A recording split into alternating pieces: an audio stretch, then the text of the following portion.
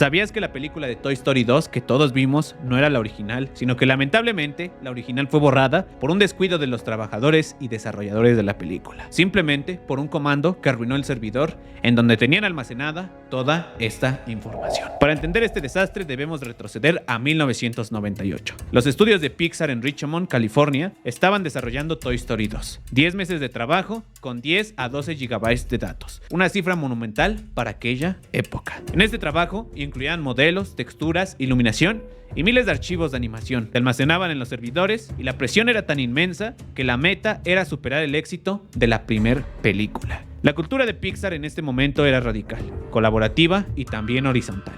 El lema era implícito: si un animador necesita algo, debe de tener las herramientas y el poder para hacerlo de inmediato. Se buscaba eficiencia en lugar de cualquier otra cosa. Sin embargo, aquí está la raíz de todo el problema. La mayoría de los animadores y técnicos que trabajaban en el proyecto tenían los mismos permisos en el root. El root es el superusuario, la llave maestra, y tenían el permiso para hacer prácticamente cualquier cosa, desde modificar un pixel en la camiseta de Woody hasta borrar todo el proyecto. Esta política buscaba la eficiencia y también la fluidez. El pipeline de la animación se convertiría en la vulnerabilidad más grande de aquel proyecto o el talón de Aquiles de la animación digital. El borrado de la película no fue un ataque externo, tampoco un virus ni un saboteador. Fue un accidente humano. Un miembro del equipo ejecutó un comando sencillo, esto de uso diario en entornos de Linux y Unix. Este era rm-r-f-asterisco. rm remueve o elimina. R elimina todo lo que hay dentro de un directorio, incluyendo los subdirectorios y también los archivos. F forza la eliminación sin preguntarlo, y el comando asterisco significa todo lo que existe en aquel directorio. El error fatal no fue ejecutar el comando, sino el directorio en donde se ejecutó y el nivel de permisos con el que este se les daba acceso. Al ejecutarse con máximo permiso en el directorio raíz o en el nivel más alto del sistema, todos los archivos compartidos de aquel proyecto se eliminaron de todo el sistema. El servidor obedeció y no dudó. Comenzó a borrar modelos de personajes como Buzz Lightyear, Ham y también Rex. La iluminación, la geometría, las texturas y las animaciones. El 90% del trabajo de 10 meses había sido eliminado. Oren Jacob, el director técnico asociado, fue uno de los primeros en darse cuenta. Intentaba acceder a las escenas de Woody y solo recibía errores del directorio que le mostraban que no existía. Observando el monitor, vio cómo todos los nombres de los directorios y archivos desaparecían en tiempo real. El pánico se intensificó al ver que la eliminación no era local, sino que afectaba a todos los archivos maestros del servidor central. La única solución de emergencia era drástica y también muy primitiva y desesperada: desenchufar directamente el servidor. Cortaron el suministro eléctrico para detener la carnicería digital, salvando quizás solamente el 10% restante de todo el proyecto. El borrador duró aproximadamente 20 o 30 segundos antes de que el sistema se apagara. Y después de esta tragedia, todo lo que se vendría sería solamente crisis entre los animadores y técnicos que se encontraban en ese momento. El siguiente paso era obvio: restaurar. Pero en 1998 la tecnología del respaldo eran cintas bastante primitivas y en este caso peligrosamente mal configuradas. Cuando intentaron restaurar el sistema, se toparon con el segundo error que casi hunde a Pixar. Cuando se montó el sistema, solo se asignaron 4 GB.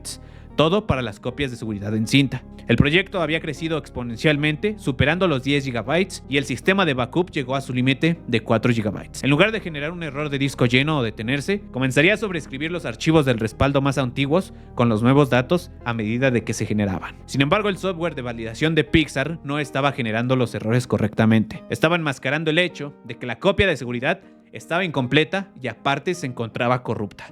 Otro problema mucho más grande. La restauración inicial falló, se confirmó. La copia de seguridad era inservible.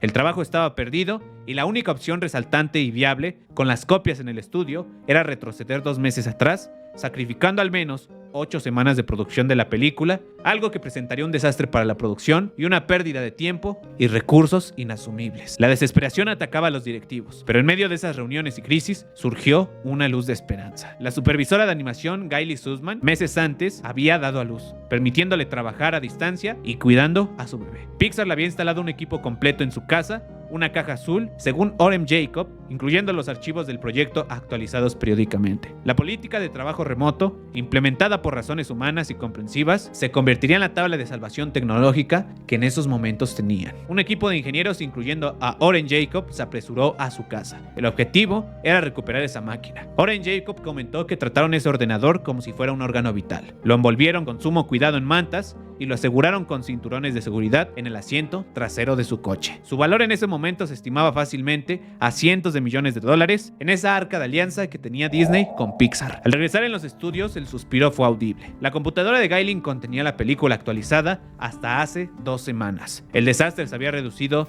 de 10 meses a 14 días de trabajo perdido, cosa que le dio un suspiro a todos los trabajadores y que existía un poco de esperanza al saber que no se perdió el 90% de todo lo que habían trabajado. En este momento el trauma había terminado, pero el trabajo apenas comenzaba. Los ingenieros se enfrentaron a la tarea titánica de reconstruir el proyecto y tenían que ensamblar una nueva fuente de datos a partir de la copia de seguridad de Gailin. Esta sería la copia antigua de 2 meses y los restos de los archivos que quedaron en los servidores. Para garantizar la integridad del proyecto, se tomó la decisión de ensamblar de nuevo el árbol fuente de una forma manual. Todo esto durante un fin de semana maratónica, turnos rotativos y jornadas hasta 12 horas, y el equipo verificó, comparó y validó decenas de miles de archivos. Se revisaron los assets en herramientas de comparación utilizando el juicio humano para determinar la versión correcta. La película fue recuperada y el incidente dejó cicatrices profundas, especialmente en la pérdida de la historia de fuentes de muchos archivos. Sin embargo, la lección fue clara. La seguridad y la redundancia en los backups se convirtieron en la máxima prioridad de la infraestructura en Pixar. Se implementaron protocolos estrictos de copias de seguridad con múltiples copias y validaciones constantes. El proceso de recuperación fue un éxito técnico. Sin embargo, el verdadero epílogo es mucho más sorprendente y eleva la historia a una leyenda. Meses después de la recuperación, los directivos de Pixar, con John Lasseter en la cabeza, tomaron una decisión audaz: reescribir la película desde cero. La copia salvada, aunque funcional, no cumplía con los estándares narrativos y la calidad que esperaban. El guión original fue descartado, lo que dio paso a la creación de los personajes icónicos como Jesse, Tiro al Blanco y Capataz, así como también el desarrollo profundo de Woody. Tuvieron que hacer la película en tan poco tiempo que nada más asignaron 9 meses para cumplir con la fecha de estreno, el cual sería noviembre del año de 1999. Fue esto un esfuerzo sobrehumano de reescritura, animación y también renderizado. Toy Story 2 es, por tanto, un milagro doble. Un milagro de ingeniería para recuperar el proyecto y un milagro de narrativa para reinventarlo y convertirlo en una obra maestra de $500 millones en taquilla. Su legado no solamente es una gran película, sino una lección en la era digital. La creación es tan fuerte como los sistemas que los protegen. Y a veces la solución más alta en tecnología es un ordenador envuelto en mantas traído desde la casa de una empleada. Un milagro viviente que pasó a la historia del cine y que muchas personas como tú y yo no conocíamos hasta este momento. ¿Tú qué opinas acerca de todo esto? Si te gustan este tipo de videos, no olvides apoyarnos. Yo soy Alex García y nos vemos en otro video de curiosidades de películas.